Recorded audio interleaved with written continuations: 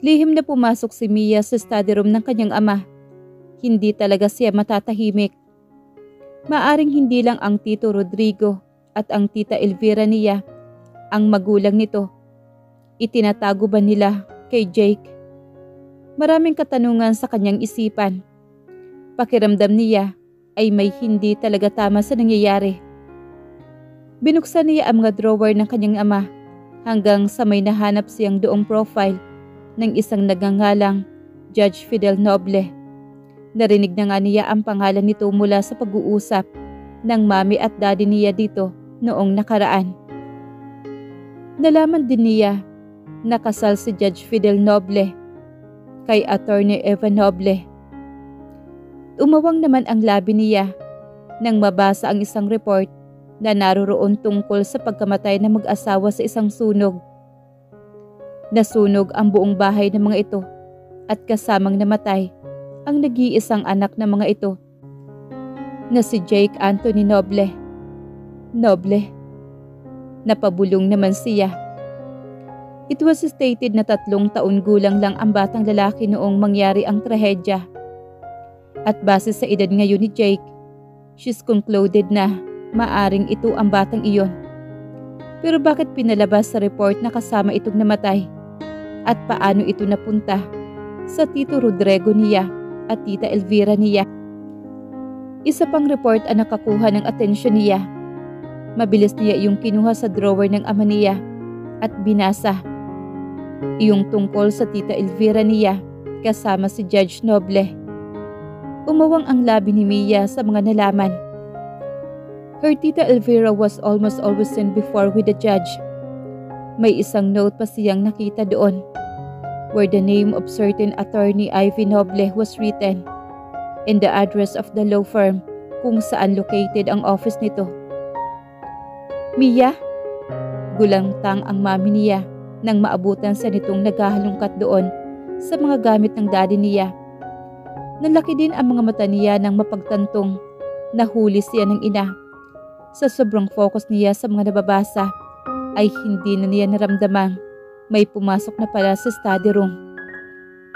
Mami, mabilis na lumapit sa kanya ang kanyang ina. Anong ginagawa mo dito?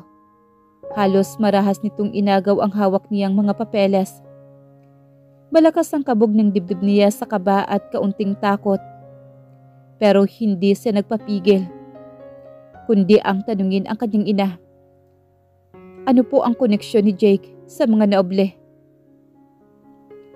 Seryosong tumingin naman sa kanya ang kanyang ina.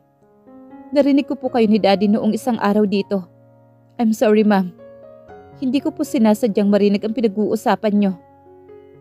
Marahas na suminghap naman ang mami niya. Sa susunod ay huwag kang mangingialam. Hindi totoong anak nila Tito Rod at Tita Elvira si Jake. Pilit niyang tanong dito. Mia! Marahas na sigaw naman ang kanyang mami. Please, mami. Tell me. Nagsimulang manginig ang labi niya.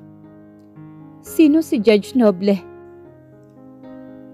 Fidel and your Tita Elvira has an affair. Galit na galit noon ang Tito Rod mo sa nagawa ng asawa niya. Tumigil naman ang mami niya. Mababaliw na ako sa mga lihim ng pamilyang to. Anong ibig mong sabihin, ma'am?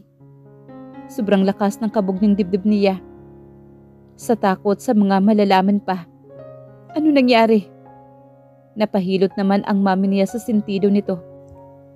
Bago nag-angat ng tingin sa kanya at hinawakan ang mga kamay niya. Tama na, Mia. Wala kang dapat nalaman at wala kang dapat na alam. Pero mami, stop. Mariing pigil naman ito sa kanya. Binawi niya ang kamay mula sa hawak nito at mabilis na nilisan ang silid.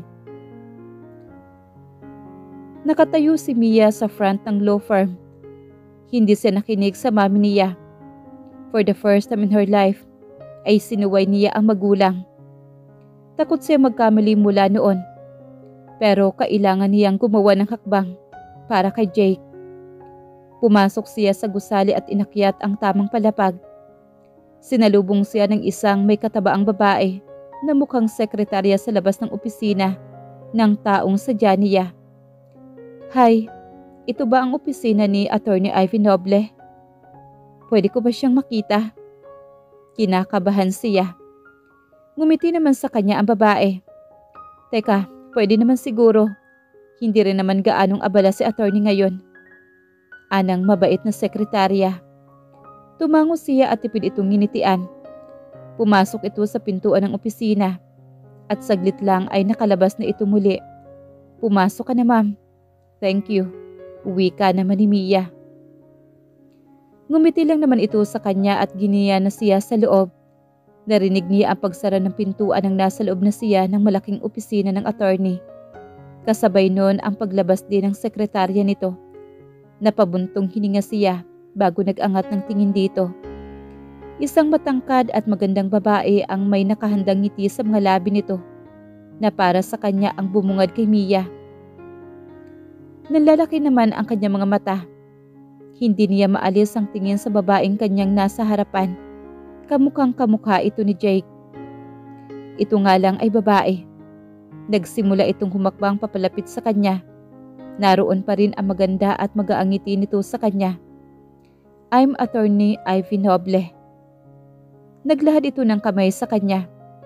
Tinanggap naman niya iyon at medyo nanginginig na kamay. Mia.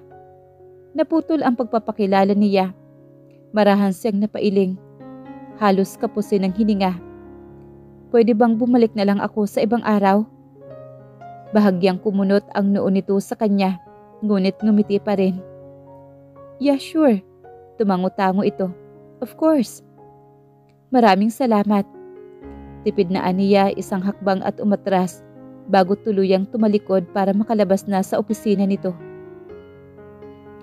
Nasapo ni Mia ang dibdib nang makababa at makalabas na ng building. Kinalma niya ang sarili at naglakad na patungo sa kanyang sasakyan. Si Jake ay hindi niya totoong pinsan. Matagal nang patay ang totoong mga magulang nito. At ngayon lang ay nakilala niya ang kapatid nito. At hindi alam ni Jake ang lahat-lahat ng ito. Dapat ay matuwa siya na hindi man lang talaga sila magpinsan. There's already a chance for them. Ngunit hindi din niya lubusang maintindihan kung bakit mas nakakaramdam siya ng sakit. Nasasaktan siya para sa lalaking mahal niya. Nag-half-day ka daw kanina. Agad na salubong sa kanya ni Jake nang makarating siya sa bahay. Mukhang kararating lang din ito galing sa hospital. I'm sorry, hindi ako nakapagpaalam sa iyo kanina. May pinuntahan lang ako. Tumango naman ito at ngumiti sa kanya. It's okay. Bahagya itong pinangunutan ng noo habang nakatingin sa kanya. You look tired. Are you okay? Marahan at may pag-alala nitong punas sa kanya. Bahagyang umiling naman si Mia at nginitian niya ito. I'm fine. Tumango-tango ito ngunit naroon pa rin ang pag-alala. Din ngumiti ito. Pwede ba tayong manood na lang ng movies? Bumili ako ng ice cream for us. Malapad ang ngiti na wika nito. Hindi napigilan ni Mia ang paglapad na rin ng ngiti sa mga labi niya. Okay. Pagkatapos ng dinner. Kasabay nila sa hapunan ang magulang niya. Walang imik si Mia habang may pinag-uusapan naman tungkol sa hospital at gamot ang daddy niya at si Jake. Ramdam niyang pasulyap-sulyap sa kanya ang mami niya. Later that night ay pinagbuksan niya ng pintuan si Jake doon sa kanyang kwarto. Dito niya napiling manood sila ng movie. Nagiging hobby na talaga nilang dalawa ang mag-movie marathon tuwing alam nilang linggo kinabukasan. Madalas ay sa kwarto nila ni Jake gaya noong unang beses at ito ang unang pagkakataon na makakatapak ang lalaki sa kwarto niya. Wow! Puri nito sa kwarto niya na makapasok. Napangiti lang naman si Mia at hinila na ito sa kamay patungo sa kama. Sa laptop lang sila ngayon manunood.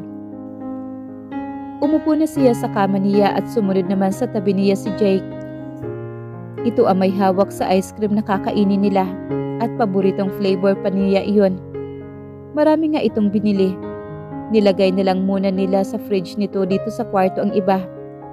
Pareho sila nakasandal sa headboard ng kama nang magsimula na ang movie. Madalas ay sinusubuan pa siya ni Jake. Nakakadalawang movie marathon na sila nang makaramdam ng antok naman si Mia. Naramdaman naman niya ang paghalik ni Jake sa noo niya dahil nakasandal siya sa balikat nito. Ngunit biglang nawala ang antok niya nang makitang naghahalika na ang mga bida sa pinanunood nila. They started kissing passionately at hinuhubaran na rin ng mga ito ang isa't isa. Nakaramdam naman si Mia ng ibang atmosfera sa kwarto niya. Unti-unti siyang bumaling kay Jake at nadatnan itong nakatingin na rin sa kanya. Ilang sandali silang nagkatitigan bago ibinaba ni Jake ang ulo nito at sinakop ang mga labi niya. Nakaawang na ang labi niya kaya mabilis lang nitong napasok ang bibig niya at napaungol naman siya sa mga labi nito. Tumigil si Jake sa paghalik sa kanya. Saglit silang nagkatinginan bago muling hinalikan siya. Bumaling ito sa laptop pagkatapos ay pinatay iyon. Babalik na ako sa kwarto ko. Matulog ka na. Alam kong pagod ka. Good night. Muli siya nitong hinalikan sa noo at umalis na ito sa kama. Ngunit maagap niya itong pinigilan sa kamay. Bumaling si Jake sa kanya at nagpadala sa hila dito. Muli itong naupo sa kama. Lumapit siya sa pagkakataong iyon at siya na ang nag-initiate ng halik. Mia. Ngunit nagpatuloy lang siya sa paghalik sa binata hanggang sa gumanti na ito ng halik sa kanya. Naglaban ang kanilang mga dila sa isa't isa. Napaungol naman si Mia. Ngunit muling pinutol ni Jake ang halikan nila at tinitigan siya sa mga mata. Baby, please stop. Uwika naman ito at mukhang nahihirapan na ito. Baka mawalan ako ng kontrol.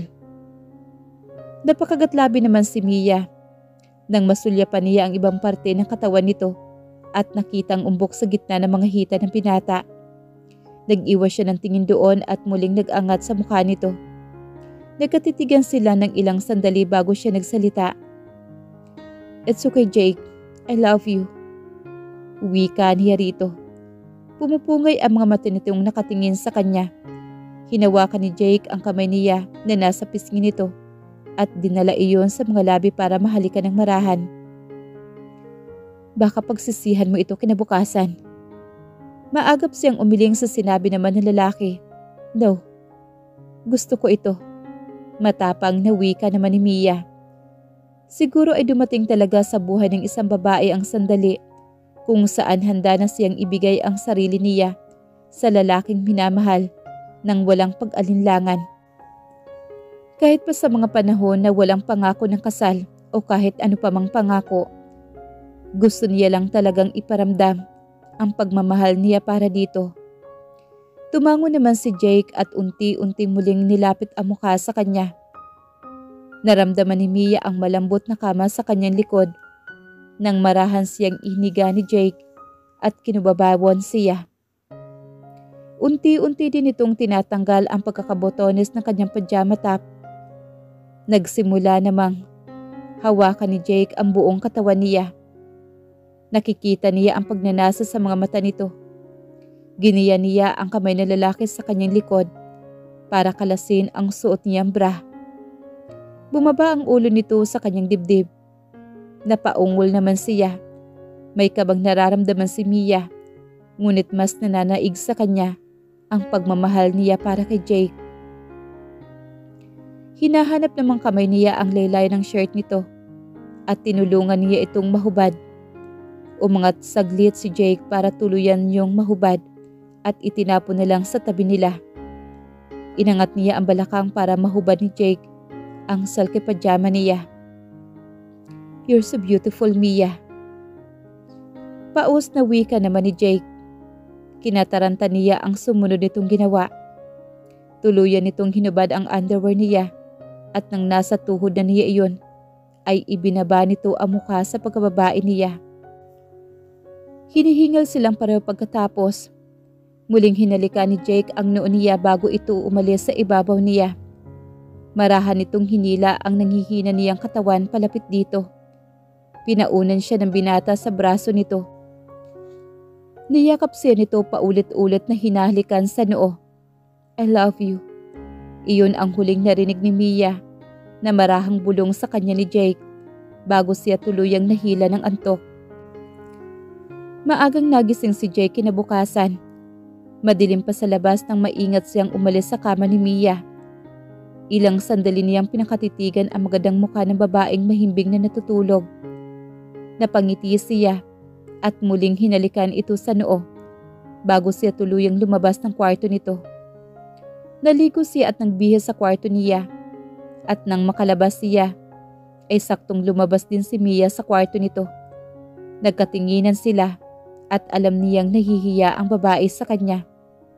Ngumiti siya at lumapit dito. Good morning, baby. Bulong niya rito at niyakap ito. Niyakap din naman siya ni Mia. Good morning. Marahang wika naman ito. Bumaba na rin sila sa dining area at nakasabay na ang magulang ni Mia sa breakfast. As usual ay nag-uusap sila ng ama ni Mia tungkol lang sa hospital at ibang bagay na may kinalaman sa medicine. Kinukumusta din siya ng mami nito. Habang si Mia naman ay tahimik lang na nakaupo sa tabi niya. Inabot at hinawakan niya ang kamay nito sa ilalim ng mesa. Pinasil din ni Mia ang kamay niya. Kakausapin din niya ang magulang at pamilya nila. Ipaglalaban niya kung ano yung para sa kanila. Lalakasan niya ang loob at gagawin ang lahat para sa kanila ng babaeng mahal. Hindi mahirap magustuhan at mahalin si Mia. Tingin niya ay agad nahulog ang loob niya sa babae nang hindi niya halos namamalayan. Lalo niya lang yung kinakumpara. Nang magsimula siya magselos kay Dr. Castro. And the first time, he got jealous that way.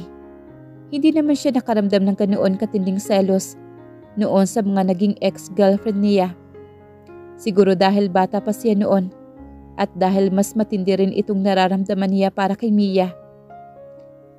Handa siyang magkasala para sa kanilang dalawa. Alam niyang hindi niya ito susukuan. Jake Anthony de la Cuesta. Isang lalaki ang sumalubong at lumapit sa kanila sa labi ng hospital sa mga sumunod na araw. Bahagyang kumunot ang noo niya ngunit tinanggap pa rin ang pagkikipagkamay nito. Layo Sanford, pagpapakilala naman ito. Gusto kong makita ng kapatid mo.